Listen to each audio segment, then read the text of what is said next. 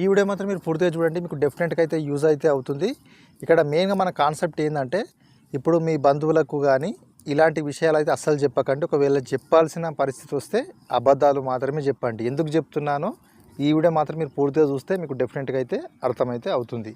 ఇక్కడ మెయిన్గా ఏంటంటే, ఇక్కడ మీరు చూసుకోవచ్చు, మన జీవితంలో మనకు అత్యంత దగ్గర వాళ్ళు ఎవరు అంటే అది మన బంధువులే ఉంటారు. ఇక్కడ మెయిన్గా ఏంటంటే, కానీ ఇక్కడ విచారకరమైన విషయం ఏమిటంటే, కొన్నిసార్లు మన కళలను అదేవిధంగా మన ఎదుగుదలను అడ్డుకునే వాళ్ళు కూడా మన బంధువులలో కొంతమంది మాత్రమే ఉంటారు. అందరి గురించి చెప్తలేను, కొంతమంది మాత్రమే ఉంటారు. ఇక్కడ మెయిన్గా ఏంటంటే, ఈ వీడియోలో మీకు కొన్ని అబద్ధాలు అయితే చెప్తున్నా. ఈ వీడియో మాత్రం మీరు పూర్తిగా చూడండి. ఇక్కడ మెయిన్గా ఏంటంటే, ఫస్ట్ పాయింట్ నెంబర్ 1, ప్రతి ఒక్కరికి మన సమస్యలు చెప్పవలసిన అవసరం లేదు. మీ కష్టాలు విని కొందరు సాయం చేస్తారు, కానీ చాలామందిని వాటిని మీరు ఏవైతే కష్టాలు చెప్తారో అవి ఇంకొకరికి షేర్ చేస్తారనమాట. వాళ్ళు ఇంకొకరికి షేర్ చేస్తారు, దీనివల్ల మనకు ఉపయోగం లేదు. ఇంకోటి ఏంటంటే, అందుకే మన బాధలు అందరికీ చెప్పడం కంటే అంతా మంచిగానే ఉందని చెప్పడం బెటర్. ఇక్కడ మెయిన్గా ఏంటంటే, మీరు ప్రతి ఒక్కరికి మీ యొక్క సమస్యల గురించి చెప్పే బదులు ఆ సమస్యలకు పరిష్కారం అయితే మీరు ఆలోచించండి. పాయింట్ నెంబర్ 2, మీరు ఏదైనా ఒక పెద్ద లక్ష్యం కోసం కష్టపడుతున్నప్పుడు, లేదా మీకు ఏదైనా టార్గెట్ పెట్టుకొని దానికోసం కష్టపడుతున్నప్పుడు అది పూర్తయ్యే వరకు ఎవరికి కూడా చెప్పకండి.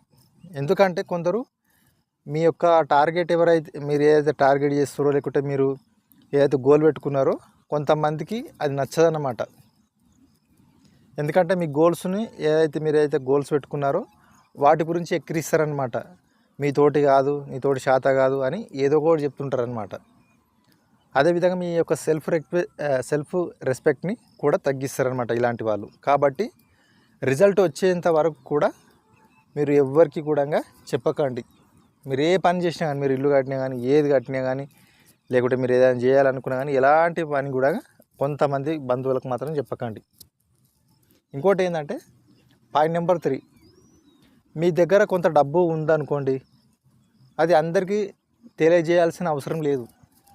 ఎందుకంటే చాలా సంబంధాలు డబ్బు దగ్గర, అంటే చాలా సంబంధాలు ఇప్పుడు ఏవైతే ఉంటాయో, ఇప్పుడున్న ఈ 2026 ప్రకారం అయితే డబ్బు ఎవరి దగ్గర అయితే ఉందో వానికే రెస్పెక్ట్ అయితే ఇస్తుంటారు. ఇప్పుడు ప్రస్తుతం చుట్టాలల్లో కానీ, దోస్తులల్లో కానీ, ఏ దాంట్లోనైనా కానీ మీ దగ్గర డబ్బు ఉంటేనే రెస్పెక్ట్ ఇస్తారు. డబ్బు లేకపోతే పక్కకు దుబ్బుతారు అనమాట. మీరు సంపాదించిన ప్రతి రూపాయి కూడా మీ బంధువులకు కానీ, మీ దోస్తులకు కానీ ఎవరికి కూడా చెప్పకండి. ఇక్కడ మెయిన్గా ఏంటంటే, మీ యొక్క ఆర్థిక పరిస్థితిని గురించి ఎవరికి కూడా షేర్ చేయకండి. పాయింట్ నెంబర్ 4, ఇక్కడ మెయిన్గా ఏంటంటే, మీరు ఇక్కడ చూసుకోవచ్చు, కొన్ని పనులు కానీ, కొన్ని ఎవరైతే మీకు ఆహ్వానిస్తారో కానీ, అదేవిధంగా కొన్ని సంబంధాలు కానీ మీ జీవిత లక్ష్యాన్ని దూరం చేస్తుంటాయి అన్నమాట. అలాంటి సమయంలో అందరికీ నచ్చే ప్రయత్నం అయితే చేయకండి. అంటే కొన్ని పనులలో కానీ, కొన్ని ఆహ్వానాలు వస్తాయి కదా, అలాంటి వాటికి కానీ, కొన్ని సంబంధాలకు కానీ అందరికీ నచ్చే ప్రయత్నం అయితే మీరు చేయకండి. ఎందుకంటే దీనివల్ల మీ యొక్క టైం వేస్ట్, మీ యొక్క మనీ వేస్ట్. అదేవిధంగా పోయిన టైంని అయితే తిరిగి తెచ్చుకోలేము, ఇక్కడ గుర్తుంచుకోండి. అందుకోసమే అవసరం లేని విషయాలు, ఏవైతే అవసరం లేని విషయాలు ఉంటాయో వాటికి నాకు టైం లేదు, నా తోటి కాదు అని డైరెక్ట్గా మీరు ముఖం కూడా చెప్పి పడేయండి. దానివల్ల మీకు ఎలాంటిది ఒరిగేది ఏం లేదు. మాట్లాడితే మాట్లాడండి, లేకుంటే పక్కకు జరగదు. ఈ విషయం అయితే గుర్తుంచుకోండి. పాయింట్ నెంబర్ 5, మీ జీవితంలో ప్రతి ఒక్కరికి కష్టాలు ఉంటాయి. ఇక్కడ చూసుకోవచ్చు, జీవితంలో ప్రతి ఒక్కరికి కూడా కష్టాలు ఉంటాయి. కానీ ప్రతి బాధలు ఏవైతే ఉంటాయో ఆ బాధలను ప్రపంచానికి చూపించాల్సిన అవసరం లేదు. కొన్ని సిచ్యుయేషన్స్ అనేవి మనం ఒంటరిగా పోరాటం చేయాలన్నమాట. అన్ని బాధలు చెప్పుకుంటే నీకు ఎవడు హెల్ప్ చేయడు, చేయడు. నేను కొంతమంది గురించి అయితే చెప్తున్నాను, నేను అందరి గురించి చెప్తలేను. 100 మంది అనుకోండి, అందులో 90 మంది అయితే మీకు ఎలాంటి సాయం చేయరనమాట.